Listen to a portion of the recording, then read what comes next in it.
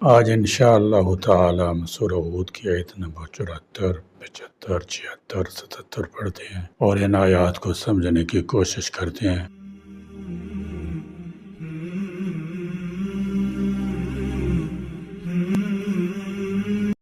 اعوذ باللہ من الشیطان الرجیم، بسم اللہ الرحمن الرحیم۔ فلما ذهب عن إبراهيم الروع وجاءته البشرى يجادلنا في قوم لوط إن إبراهيم لحليم أواه منيب يا إبراهيم أعرض عن هذا إنه قد جاء أمر ربك وإنهم آتيهم عذاب غير مردود ولما جاءت رسلنا لوطا سيء بهم وضاق بهم ذرعا وقال هذا يوم عصيب فلما ذهب، پھر جب چلا گیا، عن ابراہیم سے، الروع خوف، وجاءته اور آ گئی اس کے پاس، البشرا خوشخبری، یجادلنا تو وہ جھگڑتا تھا ہم سے، فی قوم لوط قوم لوط کے بارے میں۔ حضرت ابراہیم علیہ السلام سے خوف زدگی دور ہو گئی، وجاءته البشرا اور انہیں خوشخبری بھی حاصل ہو گئی، یجادلنا مضارع کا صیغہ حکایت حال یعنی اس وقت کی منظر کشی کے لیے استعمال فرمایا گیا ہے۔ تو وہ قوم لوط کے بارے میں ہمارے ساتھ جھگڑا کرنے لگے۔ یہاں جھگڑے سے مراد محض بات چیت ہے جو حضرت ابراہیم علیہ السلام نے اللہ تعالیٰ کی بارگاہ میں کی۔ آپ نے فرشتوں سے کہا کہ آپ قوم لوط کو ہلاک کرنے کے لیے آئے ہیں، اور ان میں تو مومن بھی موجود ہیں۔ فرمایا کیا تم ایسی بستی کو ہلاک کرو گے جس میں 300 مومن بھی رہتے ہیں؟ فرشتے نے کہا ہم ایسی بستی کو تباہ نہیں کریں گے۔ حضرت ابراہیم علیہ السلام نے 200 مومنوں کا ذکر کیا، پھر 30 مومنوں کا ذکر کیا، حتیٰ کہ فرمایا اگر ایک مومن ہو تو فرشتوں نے کہا ہم ایسی بستی کو تباہ نہیں کریں گے۔ حضرت ابراہیم علیہ السلام نے کہا کہ وہاں تو خود حضرت لوط علیہ السلام اور ان کی مومنہ بیٹیاں بھی ہیں، اور ان کے ساتھ کیا سلوک ہوگا۔ دراصل حضرت ابراہیم علیہ السلام کی خواہش تھی کہ کسی طرح عذاب ٹل جائے اور اس قوم کو کچھ مزید مہلت مل جائے۔ تو مہمانوں نے یعنی فرشتوں نے جواب دیا کہ ہاں ہم کو معلوم ہے اور ہمارا علم ہے کہ وہاں لوط اور اس سے معدود چند لوگ بھی موجود ہیں، تو تیرے رب کا حکم یہ ہے کہ ان کو اطلاع کر دی جائے گی اور حکم دیا جائے گا کہ وہاں سے ہجرت کر جائیں۔ اس طرح ان کے ہجرت کر جانے کے بعد ان کی قوم کو تہ بالا کر دیا جائے گا۔ ان ابراہیم بلا شبہ ابراہیم لحلیم البتہ بڑا بردبار، اواہ بہت زیادہ آزاری کرنے والا، منیب رجوع کرنے والا تھا۔ ان کی یہ ہمدردی اس لیے تھی، ان ابراہیم لحلیم کہ بے شک ابراہیم علیہ السلام بڑے بردبار تحمل والے تھے۔ آپ کی بردباری اور تحمل ہی کا یہ نتیجہ تھا کہ حضرت لوط علیہ السلام کی قوم جو دنیا کی اقوام میں سے ایک انوکھی قوم تھی اور بدکاری اور بد کرداری غیر فطری افعال میں آپ اپنی مثال آپ تھی، ان سے انتقام لینے میں جلد بازی سے روک رہے تھے۔ حالانکہ وہ جلد بازی نہ تھی بلکہ ایک مدت گزرنے کے بعد ان کے فیصلے کا وقت قریب آ چکا تھا، لیکن اس کے باوجود حضرت ابراہیم علیہ السلام ان کے عذاب کو مؤخر کر دینے کی اپیلیں کر رہے تھے، اور اس وقت تک وہ بات کرتے رہے جب تک کہ ان کو واضح طور پر بتا نہ دیا گیا کہ یہ فیصلہ الہی ہے جو کبھی ٹلنے والا نہیں۔ آپ اواہ یعنی آزاری کرنے والے تھے۔ اس آیت میں آپ کی نرم دلی کی طرف اشارہ ہے کہ کسی کو تکلیف میں دیکھ کر آپ پریشان ہو جاتے تھے۔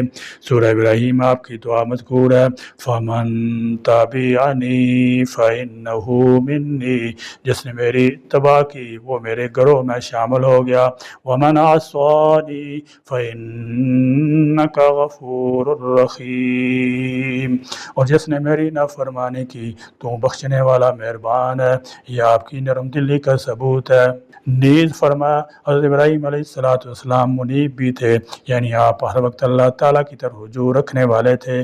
آپ ہمیشہ نابود اللہ چاہتے تھے، اس لیے آپ چاہتے تھے کہ کسی طرح قوم بچ جائے۔ آپ لوط علیہ السلام ان کی بچیوں کے متعلق خاص طور پر فکر مند تھے، کیونکہ نرم خوئی، نرم مزاجی بہت ہی اعلیٰ اور قیمتی وصف ہے، بے شمار فوائد منافع کا حامل ہے۔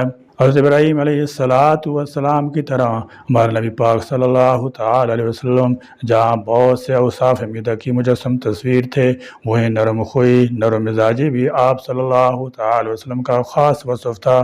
خود قرآن کریم اللہ تبارک و تعالیٰ نے آپ صلی اللہ تعالی وسلم کے اس قیمتی وصف کا تذکرہ فرمایا، چنانچہ اللہ تبارک و تعالیٰ کا ارشاد ہے فَبِمَا رَحْمَةٍ مِّنَ اللَّهِ لِنْتَ لَهُمْ وَلَوْ كُنْتَ فَظًّا غليظ القلب لانفضوا من حولك فاعف عنهم واستغفر لهم۔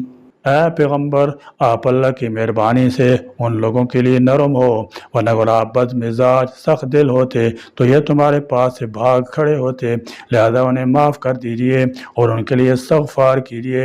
صحابہ کرام رضی اللہ تعالی عنہم جن کی آنکھیں آپ صلی اللہ تعالی وسلم کی فیض صحبت سے منور ہوئیں اور جنہوں نے آپ صلی اللہ تعالی وسلم کی زندگی کو بالکل قریب سے دیکھا، ان کا آپ صلی اللہ تعالی وسلم کے بارے میں بیان ہے۔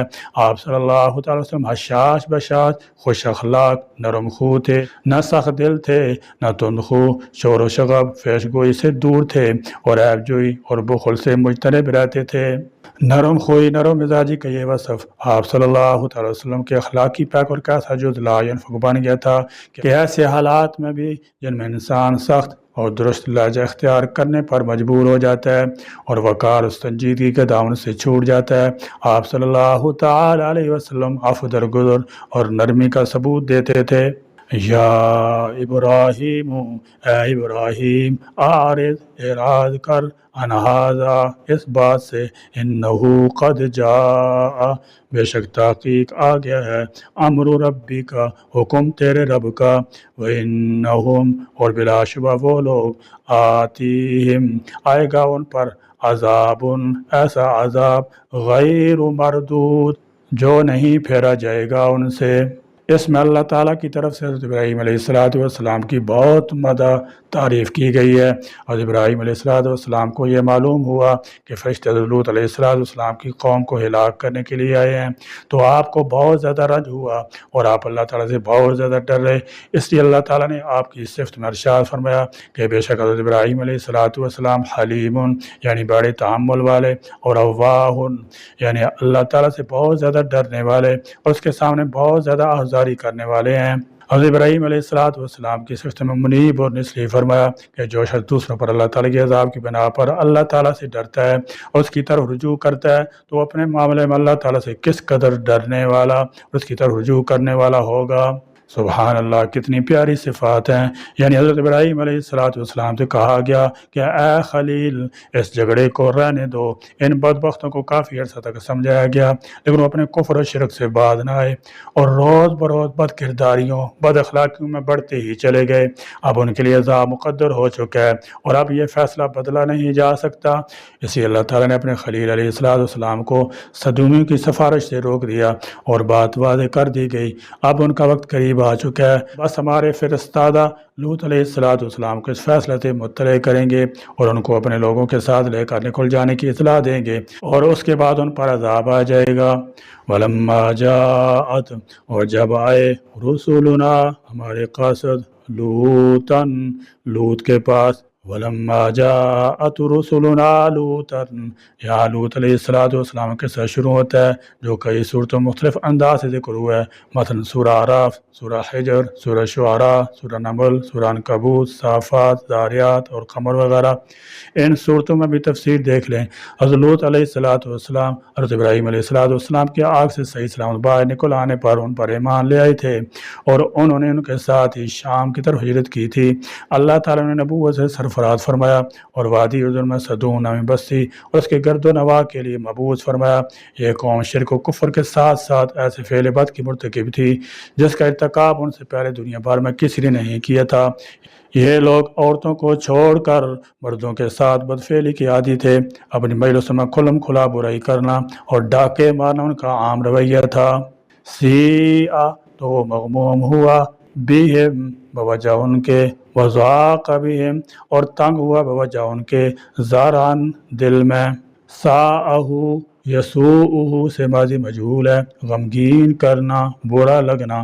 یہاں سے کا نائب فاعل لوط علیہ السلام کی طرف لوٹنے والی ضمیر ہے اور فاعل محذوف ہے۔